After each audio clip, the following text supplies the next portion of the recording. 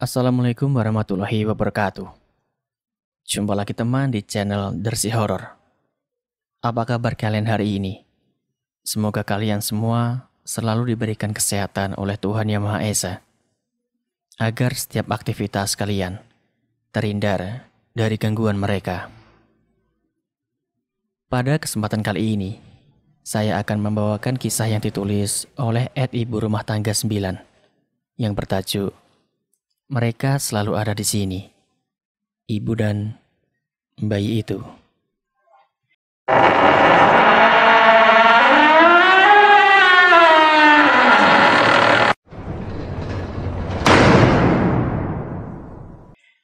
Waktu itu, saya baru saja dapat uang bonus dari kantor karena aktif target. Berhubung karena bonusnya lumayan, maka saya berencana untuk membeli mobil. Karena saya memang belum punya mobil. Oh iya, kenalin dulu ya, nama saya Krishna. Bekerja sebagai sales di sebuah perusahaan rokok terbesar. Saya baru menikah, dan istri saya sedang hamil muda sekarang.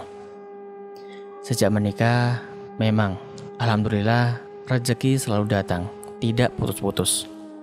Mungkin ini rezeki anak juga. Akhirnya saya searching untuk mencari mobil yang pas dan harganya cocok di kantong. Saya berencana membeli mobil second saja, supaya murah dan bisa beli cash. Singkat cerita, saya dapat mobil pas dengan hati dan budget saya. Mobil Grand Livina, warna abu-abu monyet. Saya membelinya dari seorang bapak-bapak yang sedang butuh uang katanya. Jadi, beliau jual murah mobil itu. Mungkin ini yang disebut cocok dan pas. Awal-awal, mobil itu datang ke rumah kami. Kami sangat senang sekali. Jadi sekarang, kalau kemana-mana, kami bisa pakai mobil sendiri. Nggak lagi pakai mobil kantor. Istriku pun juga senang. Tapi, baru beberapa hari di rumah, mobil si abu monyet, kami memanggilnya begitu, selalu tercium bau amis.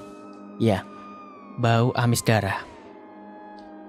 Kami sudah coba cari-cari di sela-sela mobil, takutnya ada binatang mati dan mengeluarkan darah. Tapi dicari di sela-sela mobil pun tidak pernah ketemu. Dan bau amis darah itu tercium makin menyengat jika sore hari menjelang malam. Kami pun mencoba membersihkan ke tempat cucian mobil dan minta diberikan pewangi agak banyak. Namun tetap saja bau amisnya masih ada ketika sampai di rumah. Selain itu, jika kami sedang mengendarai mobil di malam hari, selalu terdengar suara tangisan bayi. Suaranya kecil sih, tapi cukup mengganggu.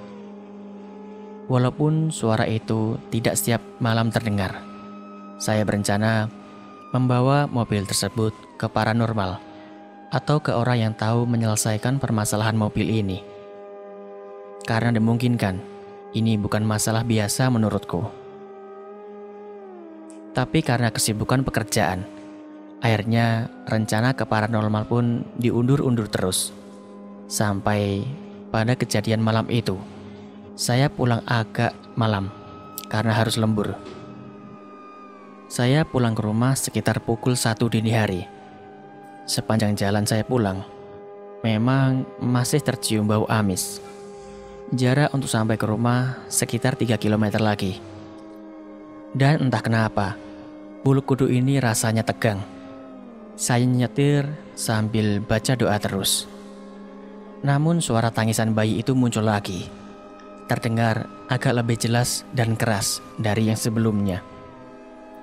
Saya mulai enggak enak perasaan.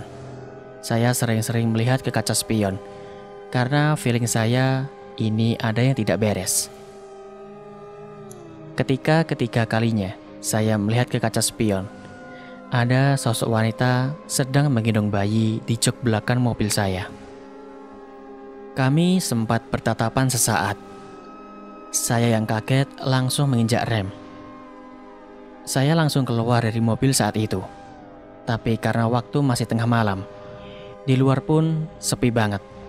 Hampir tidak ada orang. Berkali-kali saya istighfar dengan apa yang saya lihat. Dan ketika saya lihat dari luar, di jok belakang mobil saya kosong, alias tidak ada siapa-siapa. Saya bingung mau lanjut atau tidak. Tapi jarak rumah sudah dekat. Setelah saya menenangkan diri sejenak, saya akhirnya memutuskan untuk lanjut pulang dengan mengendarai mobil saja. Sebelum saya masuk mobil, saya baca ayat kursi dulu. Ketika masuk mobil pun, saya melirik ke sekitar. Saya pastikan tidak ada apa-apa, dan tidak ada siapa-siapa di belakang jok mobil saya. Dan memang kosong. Ketika baru beberapa meter, saya melihat ke kaca spion. Sosok perempuan yang menggendong bayi ini pun muncul di belakang saya. Bau amis sangat tercium menyengat sekali. Saya langsung baca ayat kursi dengan teriakan, karena saya baru pertama kali melihat makhluk tak kasat mata ini. Saya nyetir sambil gemetar dan hampir menangis. Keringat panas dingin pun keluar semua. Saya gaslah supaya cepat sampai rumah.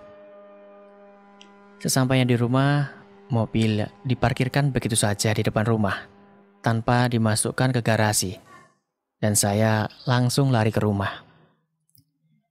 Sesampainya di dalam, keringat dingin terus mengucur di tubuh. Saya syok sekali. Saya mencoba tidur, tapi tidak bisa. Keesokan harinya saya izin kerja, karena saya sakit demam panas selama beberapa hari. Ya, setelah bertemu dengan ibu dan bayi itu, saya langsung jatuh sakit. Dan istri saya pun heran, kenapa saya pulang terburu-buru dan mobil diparkirkan begitu saja di luar rumah. Saya nggak berani cerita kepada istri saya, karena dia sedang hamil. Takutnya jadi kepikiran sama dia. Saya bilang aja, semalam saya ngantuk banget. Setelah beberapa hari sakit, saya pun sembuh. Namun saya jadi trauma untuk naik mobil itu lagi. Apalagi kalau malam hari. Kata istri, mobil kami si abu monyet ini masih bau amis. Saya yakin ada yang gak beres sama mobil itu. Akhirnya saya memutuskan untuk segera pergi ke Kiai untuk mencari solusi. Saya disarankan pergi ke Kiai Muhi. Saya diantar teman menuju ke sana, dan tentu saja memakai mobil si abu monyet ini. Padahal saya pergi dengan teman saya sekitar sore hari, tapi si ibu dan bayi itu muncul dengan tiba-tiba. Saya sempat melihatnya di kaca spion tengah sebelum saya kaget dan tidak bisa mengendalikan mobil. Akhirnya kami pun kecelakaan. Kami kecelakaan tunggal saja. Mobil kami masuk ke jurang. Tapi jurangnya tidak terlalu dalam. Dan alhamdulillah, saya dan teman saya bisa selamat. Kami hanya mengalami luka lecet di tangan. Saya segera meminta bantuan saudara saya untuk menginformasikan kondisi saya. Tidak begitu lama, banyak warga yang melintas menolong kami untuk ditenangkan. Menurut warga sekitar, memang di tempat itu sering terjadi kecelakaan tunggal, dan saya salah satunya. Entah karena apa, tapi saya tidak cerita bahwa saya kecelakaan karena melihat penampakan di jok belakang mobil saya. Kemudian mobil derek datang dan membawa mobil saya. Saya pun dijemput oleh saudara saya, dan selama di mobil saudara, membahas kenapa saya bisa kecelakaan di sana. Saya juga tanya kepada teman saya, apa dia melihat sosok penampakan di jok belakang mobil. Tapi katanya dia tidak melihat apa-apa. Malah dia heran, kenapa saya tiba-tiba kaget dan banting setir. Saya jadi heran. Jadi hanya saya saja yang bisa melihat penampakan wanita itu. Setelah saya dan teman saya diobati di rumah sakit, kami pun langsung pulang. Saya benar-benar kepikiran dengan mobil itu.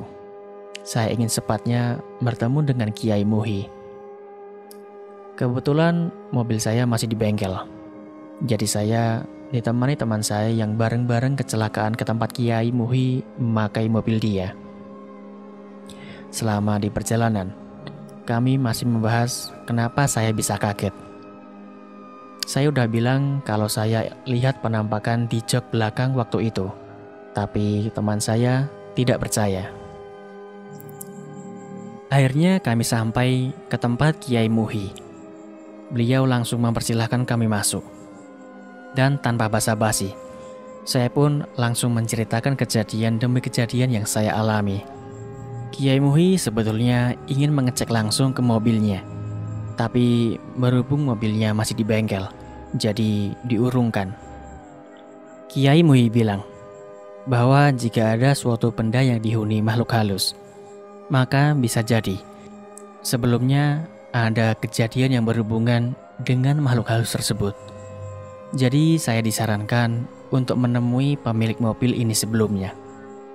Sebelum kami pulang, kami pun diberikan beberapa botol air doa untuk supaya kami lebih tenang. Esok harinya sepulang saya dari kerja, saya langsung menemui pemilik mobil ini sebelumnya. Sebut saja namanya Pak Yahya. Saya utarakan maksud kedatangan saya dan menceritakan beberapa kejadian yang menimpa saya terkait mobil itu. Dan Pak Yahya kaget karena menurut beliau, selama beliau memakai mobil itu, beliau tidak pernah merasakan atau menemui keanehan, apalagi sampai melihat penampakan. Beliau juga tidak pernah berlaku dan berbuat sesuatu yang janggal terhadap mobilnya, sampai mobilnya dihuni makhluk halus tersebut. Saya tidak menangkap kebohongan dari pernyataan Pak Yahya, tapi saya jadi buntu. Kenapa mobil yang saya beli ada penunggunya? Setelah ngobrol panjang lebar, akhirnya saya pamit, dan Pak Yahya memberikan saran kalau mobilnya harus diruat atau dibersihkan dari makhluk tak kasat mata, supaya tidak mencelakai yang mengendarainya.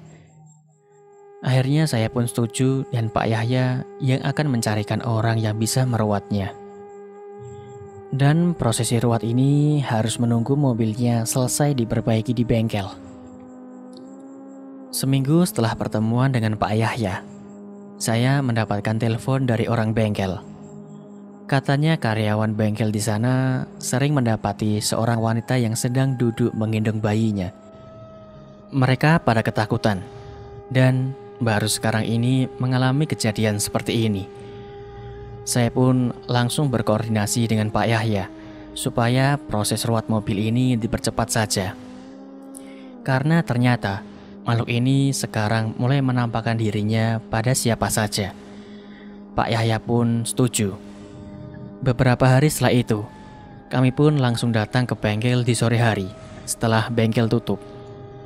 Kami sudah meminta izin kepada pemiliknya bahwa kami akan melakukan ruat pada mobil ini. Pak Yahya datang bersama seorang laki-laki, setengah baya memakai baju koko dan sorban. Beliau mengenalkan diri sebagai Pak Hadi. Beliau yang akan melakukan ruat katanya. Kami pun memulai acara ruat pada mobil ini.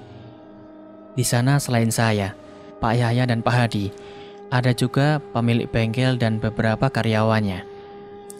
Mobil ini dimandikan dengan air yang katanya sudah didoakan.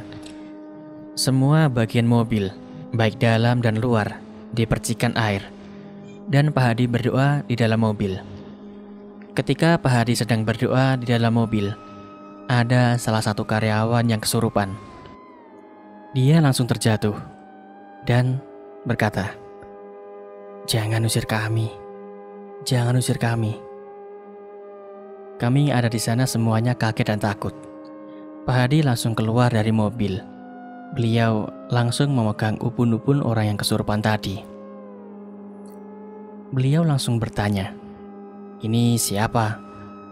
"Saya Reni," kamu yang ada di mobil ini?" "Iya," katanya sambil menangis. "Kenapa kamu tinggal di mobil ini?" "Karena saya meninggal di sana bersama bayi saya," jawabnya. "Kamu meninggal kenapa?" Orang yang kesurupan itu malah menangis dan menyebut-nyebut nama Doni. Entah siapa Doni itu, saya nggak kenal. Tapi raut muka Pak Yahya jadi berubah. Beliau seperti kaget dan gugup. Entahlah, saya tanya pada Pak Yahya, "Bapak kenal dengan yang namanya Doni?" "Itu anak saya, Pak," ujar Pak Yahya dengan muka pucat pasi. Ternyata Pak Yahya punya anak namanya Doni yang masih sekolah kelas 3 SMA. Wah, saya pun kaget dibuatnya. Sedangkan arwah Reni ini tidak mau disuruh meninggalkan mobil tersebut karena katanya dia nyaman ada di sana. Dia malah menangis dan terus menangis. Pak Hadi yang berusaha untuk memindahkan arwahnya seperti kewalahan. Beliau terlihat capek sekali. Saya dan Pak Yahya akhirnya mengambil keputusan untuk mencari tahu dari Doni. Mungkin Doni tahu seseorang yang bernama Reni ini. Akhirnya kami sudahi ruwet mobil ini. Saya langsung ikut Pak Yahya pulang ke rumah beliau untuk bertemu dengan Doni. Kebetulan Doni sedang ada, jadi kami bisa langsung bertanya kepadanya. Ketika kami menanyakan nama Reni pada Doni, reaksi Doni langsung kaget dan pucat pasi. Pak Yahya langsung curiga melihat reaksi Doni. Saya pun begitu. Jadi kami desak Doni untuk menceritakan siapa Reni ini sebenarnya. Ternyata Reni ini adalah pacar Doni. Mereka sudah berpacaran cukup lama, dan gaya berpacaran mereka bukan hanya sekedar pacaran biasa. Pacaran mereka sudah melewati batas, dan akhirnya Reni hamil. Awalnya Doni bersedia bertanggung jawab atas kehamilan Reni, tapi Doni berjanji akan menikahi Reni jika sudah lulus ujian SMA. Dan Reni pun menyanggupinya, walaupun Reni harus menunggu dan menutupi perut buncitnya dulu. Tapi malam itu, Reni minta tolong kepada Doni bahwa dia merasakan mulas. Dia sepertinya akan melahirkan, jadi minta tolong kepada Doni untuk menjemputnya. Doni pun menjemput Reni ke rumahnya, dan rencananya akan mengantar Reni ke klinik bersalin. Doni menjemput Reni menggunakan mobil si Abu Monyet yang saat itu masih milik ayahnya. Oh iya, Reni ini hanya tinggal bersama ayahnya, sedangkan ibunya sudah meninggal. Jadi karena ayahnya sibuk bekerja, sehingga beliau tidak sadar dengan perubahan fisik anaknya. Reni pun sedemikian rupa menutupi kehamilannya selama di sekolah, supaya tidak ada yang curiga.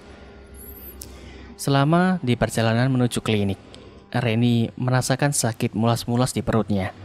Dan ketika itu, bayi mereka lahir. Doni dan Reni pun panik. Mereka tidak tahu harus berbuat apa.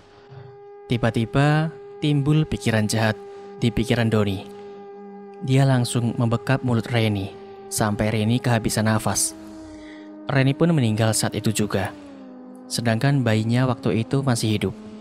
Bayinya laki-laki. Namun karena setan sudah menguasai pikiran Doni, maka bayi tidak berdosa itu pun menjadi korban kebiadaban Doni.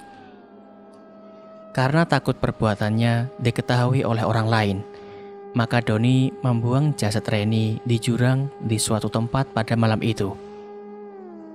Doni merasa perbuatannya aman-aman saja dan tidak ada yang mengetahuinya. Ketika mendengar cerita lengkap dari anaknya, Pak Yahya langsung emosi dan memukul Doni. Dia langsung bersumpah bahwa Doni harus mempertanggungjawabkan perbuatannya. Saat itu, Doni langsung sujud di kaki ayahnya. Dia mengaku salah. Dia mengaku khilaf.